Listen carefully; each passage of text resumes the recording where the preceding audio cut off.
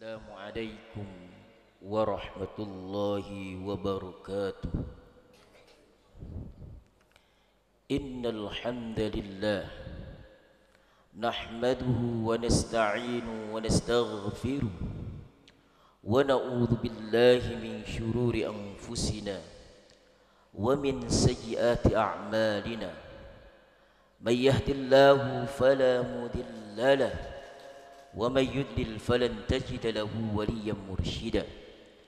أشهد أن لا إله إلا الله وأشهد أن محمدا عبده ورسوله.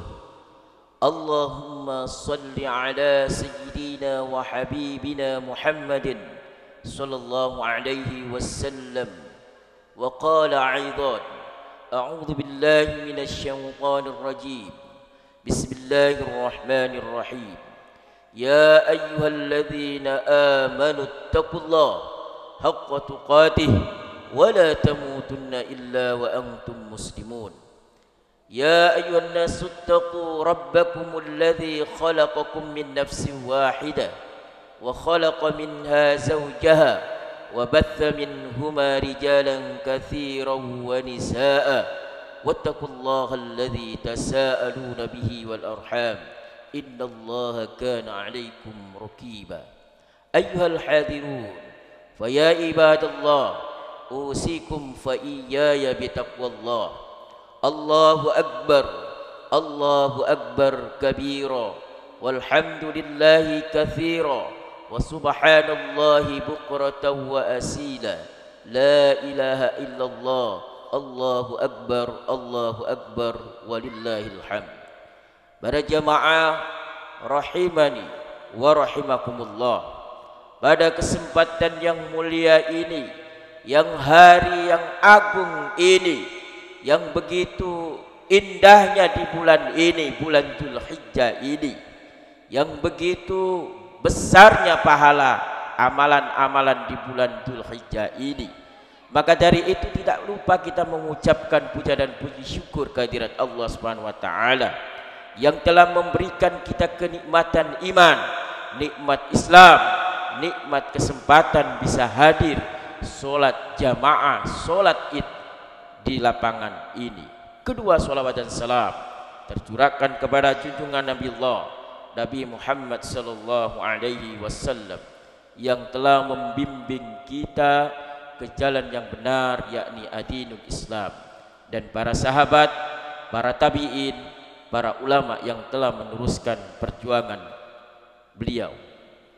Para hadirin jamaah rahimani wa rahimakumullah, Allahu akbar walillahil hamd. Para jamaah, hari ini hari Idul Adha, hari ini hari bulan Dzulhijjah. Di bulan Dzulhijjah ini ada agenda dua yang besar, yakni haji, dan yang kedua adalah kurban. Saudara-saudara kita yang kemarin melaksanakan wukuf di Arafah, maka kita diperintahkan oleh Allah untuk berpuasa tanggal 9 Arafah. Maka di bulan 10 Dzulhijjah ini kita diperintahkan oleh Allah untuk melaksanakan kurban. Allah mengingatkan kita dalam surat Al-Asr, Al-Kautsar, A'udzu billahi minasyaitonir rajim. Inna a'tainakal kautsar.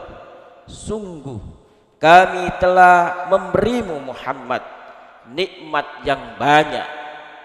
Allah memberikan nikmat-nikmat ini yang sangat besar, kata Allah.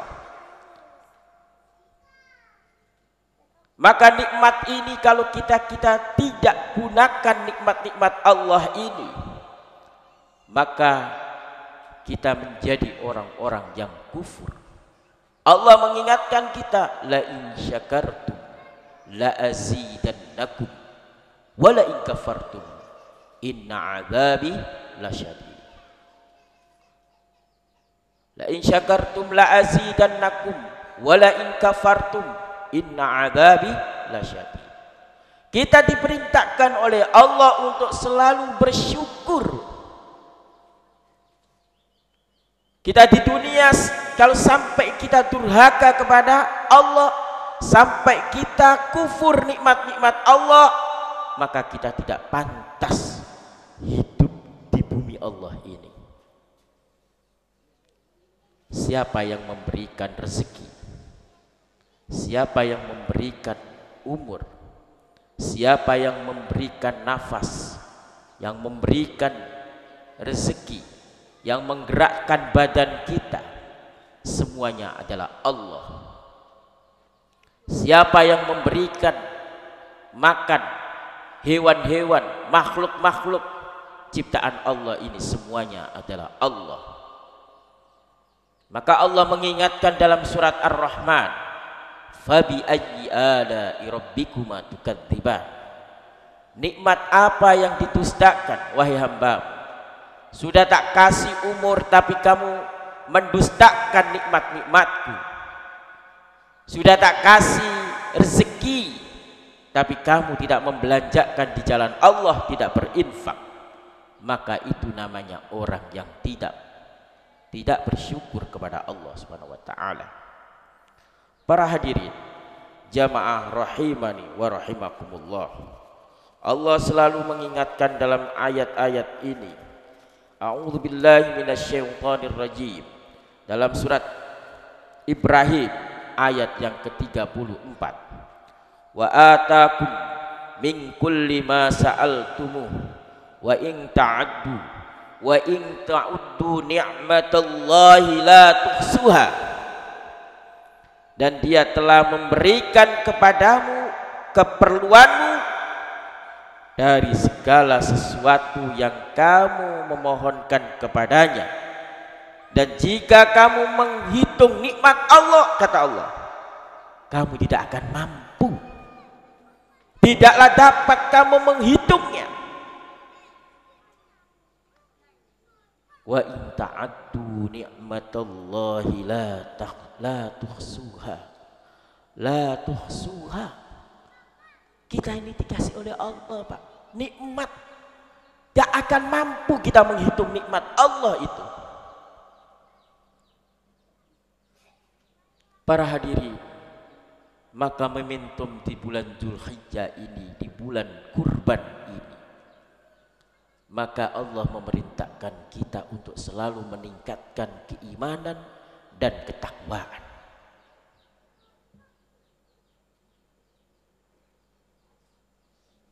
Allahu Akbar, Allahu Akbar, walillahil hamd.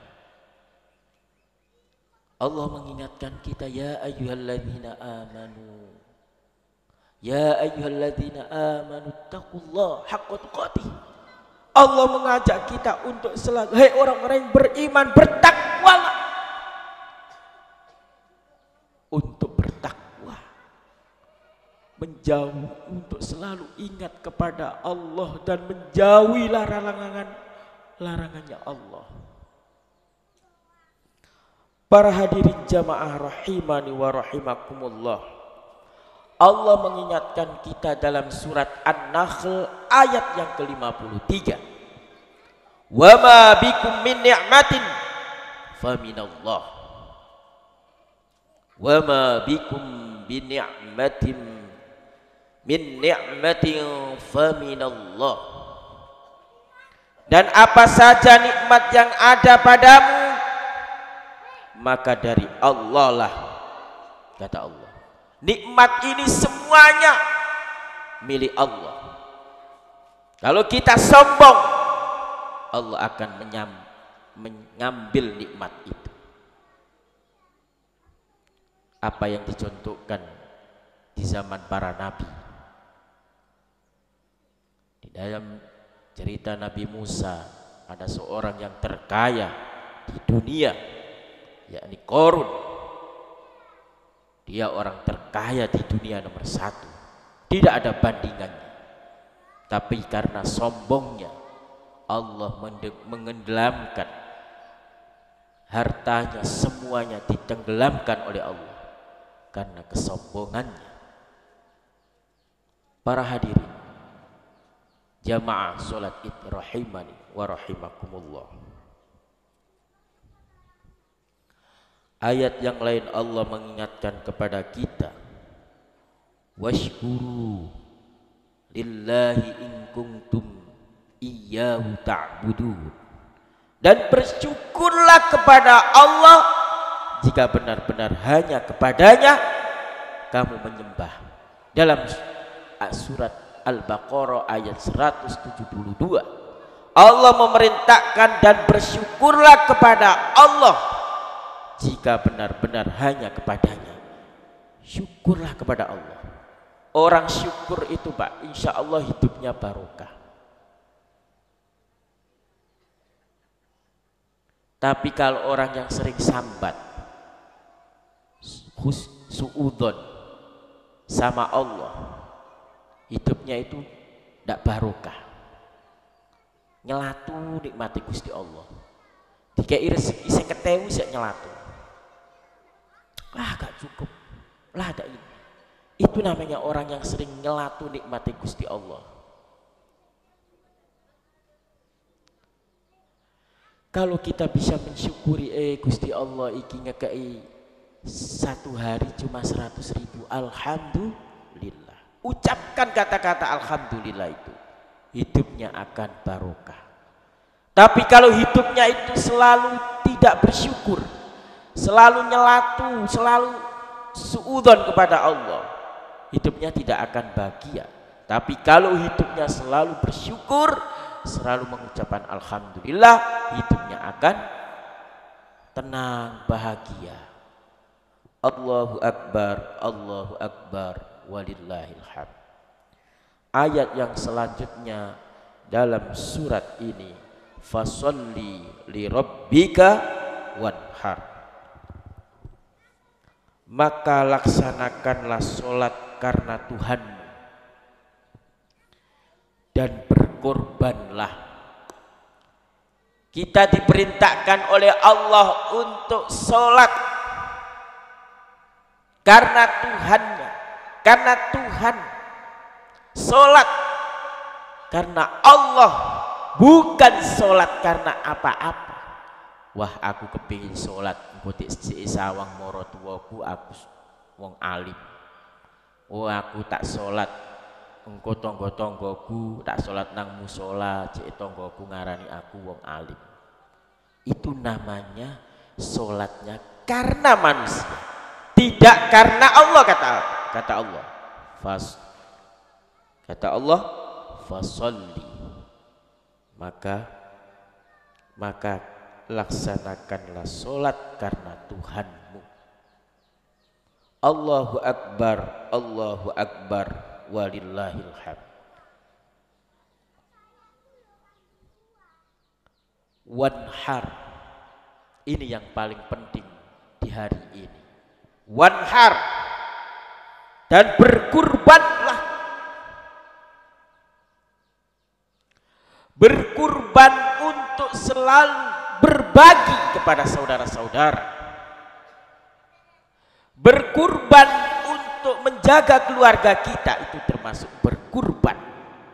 Mengorbankan jiwa raga supaya anaknya sukses dunia dan akhirat, itu namanya berkurban. Mengorbankan dirinya, keluarganya, tetangganya untuk selalu mengorbankan jiwa raganya untuk menjadi orang-orang yang bermanfaat. Berkurban, kata Allah, di hari ini adalah berkurban kambing maupun sapi bisa, untuk berbagi. Kita harus berhubungan dengan Allah baik. Hablum minallah wa hablum minannas. Berhubungan dengan Allah baik, berhubungan dengan manusia baik. Dengan apa? Berkorban hartanya. Kata Rasulullah sallallahu alaihi wasallam, barang siapa yang mampu untuk berkurban, tapi dia tidak berkurban, kata Rasulullah, jangan mendekati masjidku. Ma'asyiral muslimin rahimani wa rahimakumullah. Ada orang bangkrut, Pak. Orang bangkrut ini dia itu dipanggil oleh Allah berangkat haji. Ini cerita nyata. Orang ini dipanggil oleh Allah waktunya berangkat haji. Tapi dia dijual di tempat pesawat landingnya mau berangkat dari Jakarta mau ke Jeddah. Di Jakarta itu di bel orang partner bisnisnya. Pak, hari ini ada proyek. Loh, saya mau berangkat haji. Kalau Bapak tidak hari ini datang, proyek ini gagal dan Bapak tidak akan menjadi orang kaya. Haji dan umroh itu panggilan, Pak. Semuanya dapat berangkat. Jangan pikirannya itu saya kan tidak punya uang, gak mungkin saya bisa ke Mekah. Tapi semuanya itu bisa, tapi kekuatan dengan doa. Haji dan umroh itu kekuatan doa. Setelah itu orang itu tidak jadi berangkat, orang kaya ini gagal karena mengejar dunia. Akhirnya datang pulang, gak jadi berangkat, ngurusi bisnisnya. Ternyata Allah menghancurkan bisnisnya gara-gara milih dunia. Ada di Surabaya tukang becak berangkat haji. Dia itu ngongkel becaknya sampai sore, pagi sampai sore. Malamnya tugasnya ngambil bola golf di lapangan golf. Hasilnya yang becak pagi sampai sore itu, Bu, untuk makan. Ngambil bola golf ini gajinya untuk tabung haji. Ditanyai seorang pemain golf, karena orang pemain golf di lapangan itu biasanya orang pengusaha rata-rata, Bu. Bapak, ini di Surabaya, cerita nyata. Bapak tadi tak lihat kok becak ya? Iya. Tapi Bapak kenapa kerja yang kedua ini? Saya mau nabung berangkat haji. Orang itu, Bu, yang tanya itu membebeskan air mata, menangis. Langsung, Bu, diberangkatkan haji, didaftarkan. Orang ini masih nyelengi, Bu, belum sampai uangnya penuh untuk berangkat. Akhirnya Allah mentakdirkan apa? Berangkat haji. Itu adalah apa? Kekuatan doa. Haji dan umroh itu panggilan, Pak, tidak pandang bulu.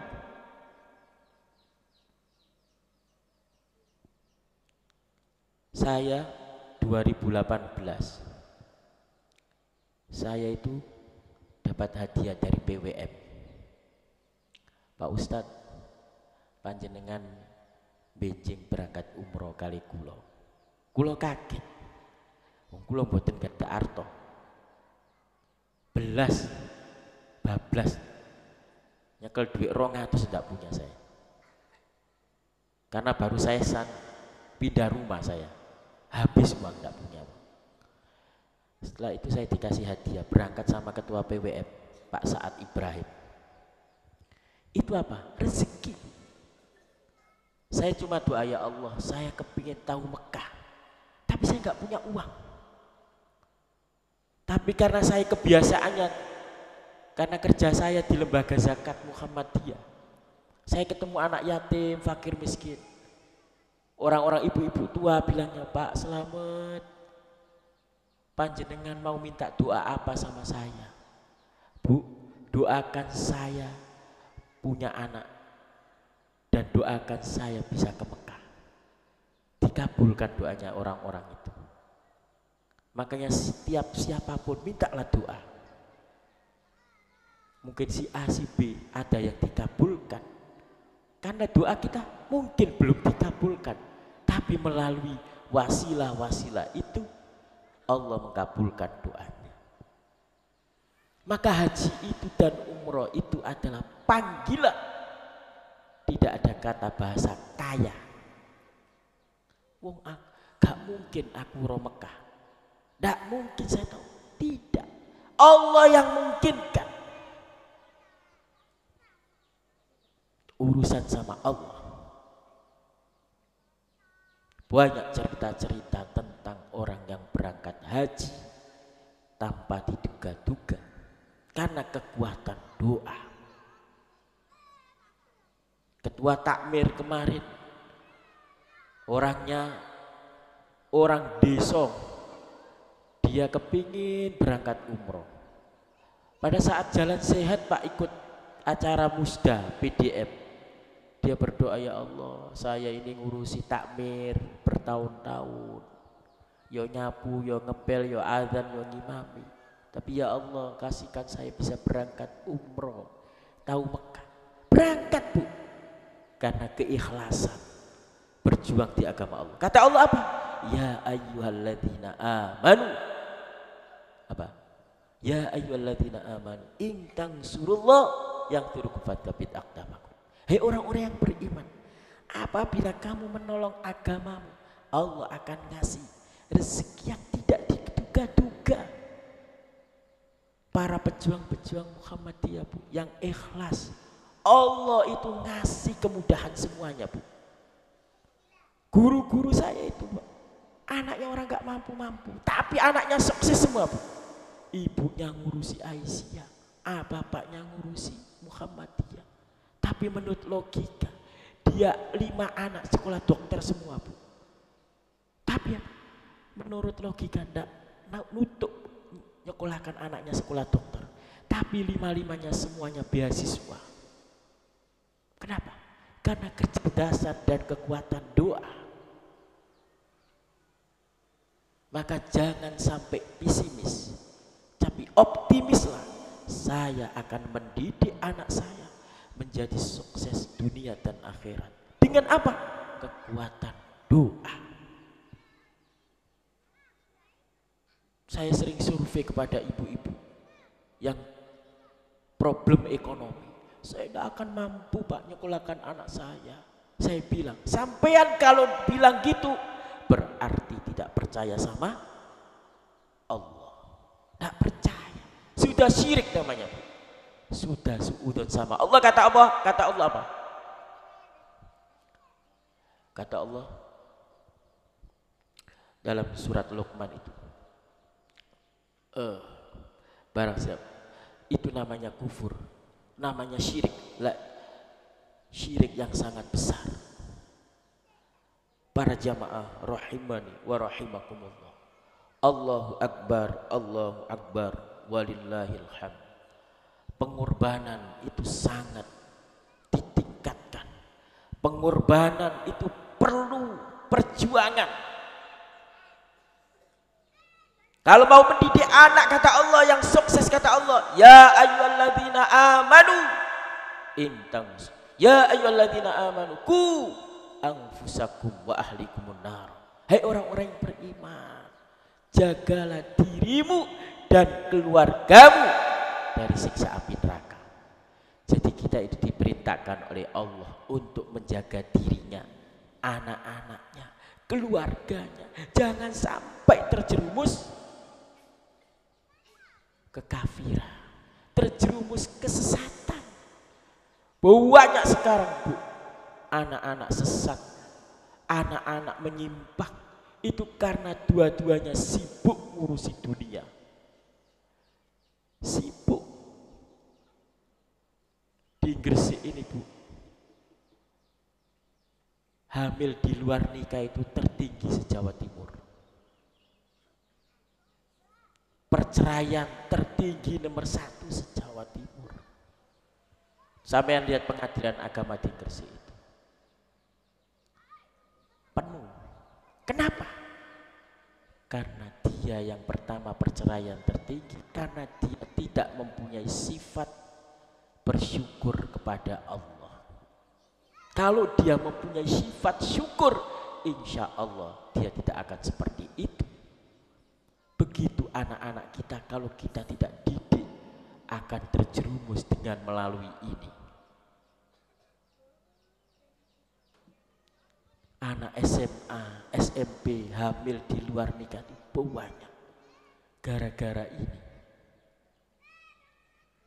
Kalau ini tidak digunakan sebaik mungkin, ini penyakitnya yang luar biasa. Para jamaah rahimani wa rahimakumullah. Ayat yang terakhir Allah mengingatkan kita, inna fasolli li rabbika wanhar inna syani'aka huwal abtar.